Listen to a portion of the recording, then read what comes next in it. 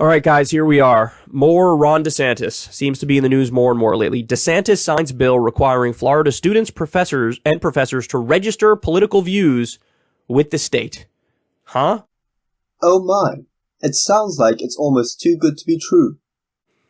Universities may lose funding if staff and students' beliefs do not satisfy Florida GOP's run legislature. Okay, all right, let's see what they say here.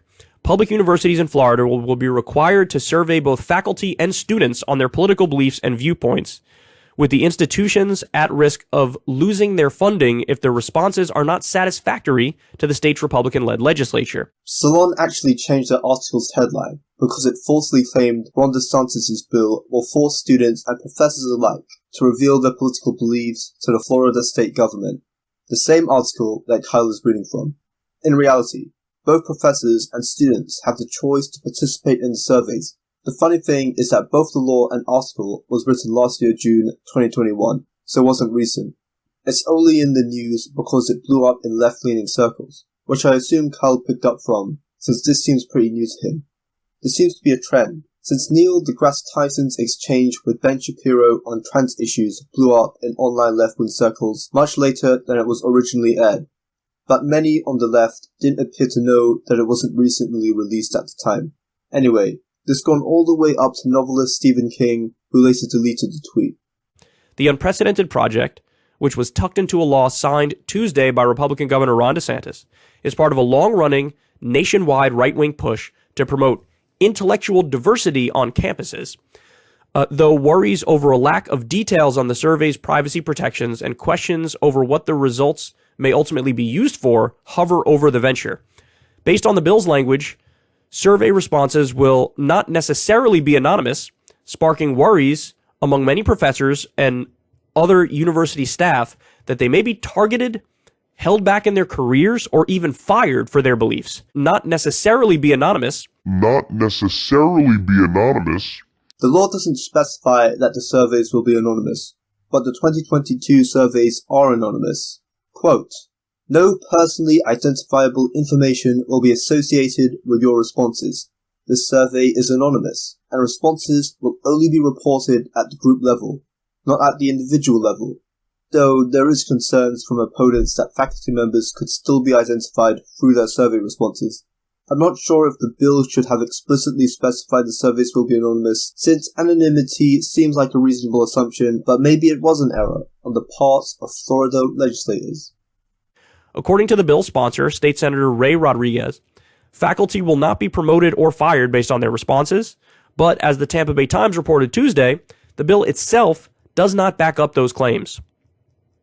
The only details on the survey come via a passage over its purpose to discover the extent to which competing ideas and perspectives are presented at public universities, and whether students feel free to express beliefs and viewpoints on campus and in the classroom. Well, the 2022 surveys have been voluntary to take, and again, as the responses are anonymous, supposedly authoritarian Republicans would have an extremely hard time trying to find the professors to fire for their responses when they don't even know who they are. It used to be thought that a university campus was a place where you'd be exposed to a lot of different ideas, DeSantis said at a press conference following the bill signing. Unfortunately, now the norm is these are more intellectually repressive environments. You have orthodoxies that are promoted and other viewpoints are shunned or even suppressed. But hold on. Now, at the same time he's saying this, aren't they going on an anti-CRT crusade? Now, I'm not taking a position on CRT. I'm not for it. I'm not against it. I'm agnostic on it. But the idea that you're going to talk about intellectual diversity and different ideas need to be talked about in the classroom. Well, then why are you on a crusade trying to get rid of CRT? The difference is that Ron DeSantis and many Republican groups don't want critical race theory taught for younger age groups, such as in elementary school, where they are not emotionally mature enough. But very few, if any at all, seem to be pushing to ban CRT in universities. Now, I personally think the actual complaints by conservatives are concepts inspired by or similar to CRT rather than the actual theory like white privilege and systemic racism, which conservatives should do a better job of communicating. As for these concepts, it is inappropriate for younger age groups, such as under 12, to learn about white privilege. but I am fine with 12 or over, which is something I may butt heads with some conservatives on. Why did 41% of math textbooks in Florida get recalled? Because there's CRT in them.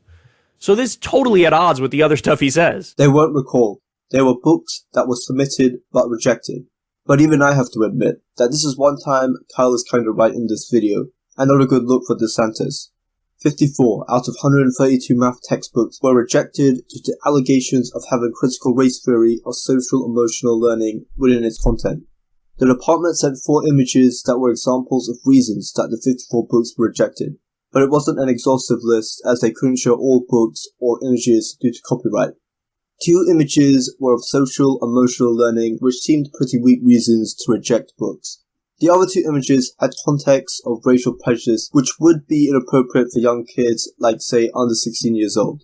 But the topics were of polynomials and models, which seem to be math topics that are studied by a mature enough group of students at 16 years or over. Though I can't tell exactly what math topic this is, and am not familiar with the American syllabus. The current curriculum may not be suitable, but from the Florida Republican small sample, there was not enough evidence to reject these books. Either Desantis should have provided better evidence, such as explicitly referencing the student age groups that are associated with these questions, or be much smarter in his dealings with CRT without risking a child's education. You guys get the gist of it here. But let's understand what's actually going on here, because this is what I think the most accurate way to describe this is. Ron DeSantis and the Republican Florida legislature, they want to do affirmative action for conservatives on campuses. So, and that may come in the form of affirmative action for conservatives in terms of being professors. It may be affirmative action for conservatives in terms of the student body. But no matter how you slice it or dice it, in either one way or 2 ways or both ways, it will be affirmative action for conservatives on school campuses. Now, I do find that kind of ironic because, again, the right is generally against affirmative action.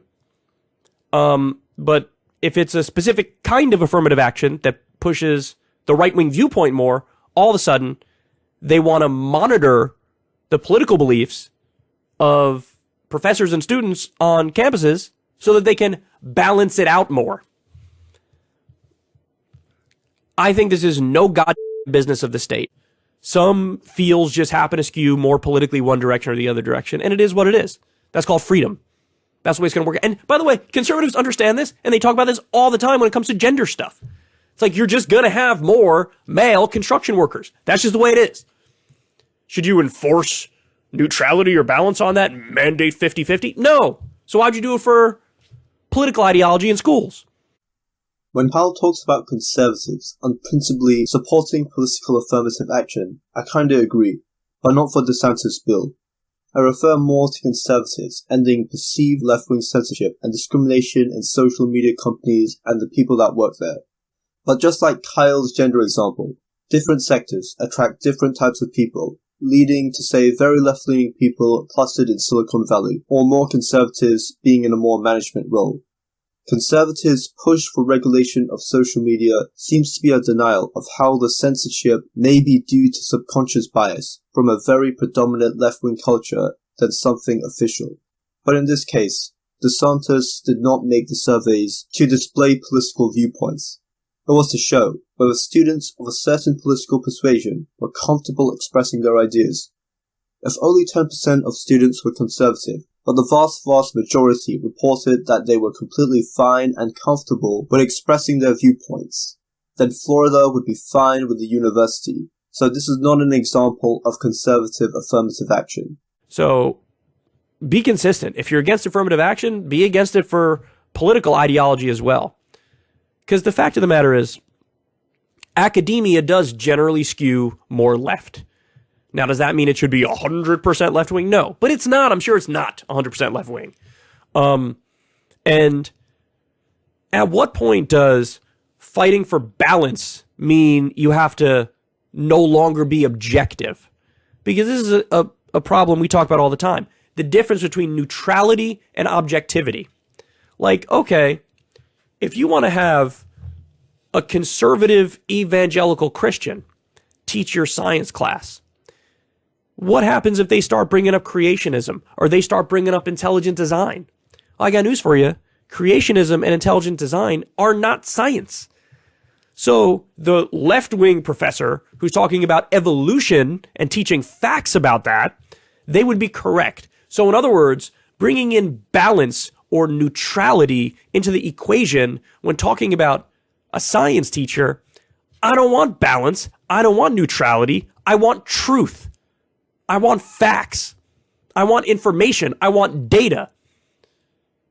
So I want objectivity over neutrality or balance. Sure, balance is not necessarily always a good goal to pursue, but neither is placating to your own biases to the detriment of students' learning or ability to express their viewpoints, which is what the survey is trying to correct. I want data over bias. I want objectivity over ideology, which is one of the reasons I responded to this video, as well as critique the right a bit. I want to criticize Kyle for not fact-checking this properly, but the earliest article I could find that debunked Salon came on the day that Kyle released this video. Still, while Kyle wasn't trying to misrepresent the bill, this was still a misrepresentation by Salon that Kyle repeated and boosted. I hope Kyle corrects this. In the meantime, I have more potential responses to Kyle Kulinski. I will hopefully release my response to Destiny, Adam Ruins Everything, and Carissa Avalone.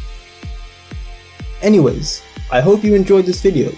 If you did, please give a like and comment as it really helps my video in the YouTube algorithm, and if you like economics and political commentary, consider subscribing. Maybe follow me on my Twitter, and see you later.